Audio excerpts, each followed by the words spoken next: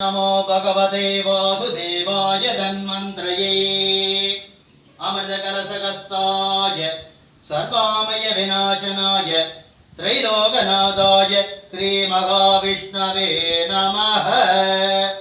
ओम श्री धन्वन्तरी स्वामिने नमः। दीपाराधनं समर्पयामि। ओम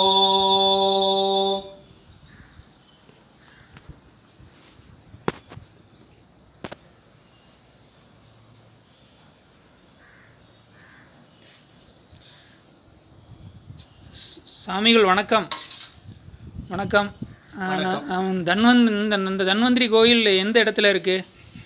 தன்வந்திரி கோயில் வந்து அதாவது திருப்பூர் மாவட்டம் பல்லடம் வட்டம் சாமலாவரம் கிராமம். சாமலாவரத்தில் ஸ்ரீ பூமி நீலா சமேத ஸ்ரீ வரதராஜ சுவாமி திருக்கோவிலில் இந்த தன்வந்திரி கோவில் சிறப்பாக அமைக்கப்பட்டுள்ளது. உங்கள் பேர் சாமி? டாக்டர் சௌந்தரராஜன். சந்தோஷம். பிஹெச்டி. சந்தோஷம் சாமி. நம்ம தன்வந்திரி பகவானுடைய சிறப்புகளை பற்றி சொல்லுங்கள், மக்கள் தெரிஞ்சுக்கிட்டோம். அதாவது பார்க்கடலை புராண காலத்தில் பார்க்கடலை கடையும் போது தேவர்களும் அசுரர்களும் பார்க்கடலை கடைந்தார்கள். அப்பொழுது மகாவிஷ்ணுவானவர் அமிர்த கலசை எடுத்துக்கொண்டு அப்படியே பார்க்கடலில் மேலே எழுந்தருளினார். அந்த அமிர்த கலசத்தில் உள்ள அமிர்தத்தை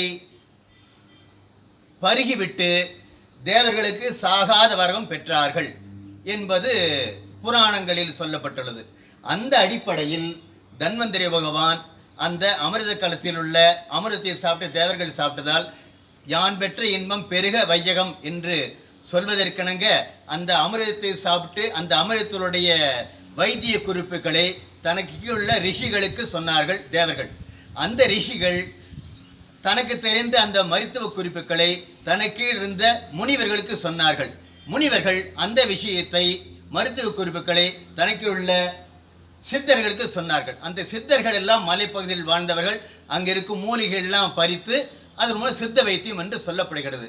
ஆக அந்த அடிப்படையில் அந்த மூலிகைகள் அடங்கிய வைத்திய குறிப்புகளாக இந்த வைத்திய சமாச்சாரங்களை பெறுவதற்கு இந்த வைத்திய கடவுளாக கருதப்படுகின்ற இந்த தன்வந்திரி பகவானை வணங்கினால் தனக்கு வருகின்ற அந்த வியாதிகள்லாம் நீங்கும் என்பது ஐதீகம். அந்த அடிப்படையில் தான் இந்த தன்வந்திரி பகவானை வைத்திய கடவுளாக நினைத்து நாம் எல்லோரும் வணங்குகிறோம். பக்தர்கள் எல்லோரும் வணங்கினால் அவர்களுக்கு வருகின்ற எண்ணல்கள் எல்லாமே தீர்ந்து அந்த நோயெல்லாம் நீங்கப்படும் என்பது ஐதீகம். இது ஒரு நம்பிக்கை. ரொம்ப நன்றி சாமி. ரொம்ப நன்றி.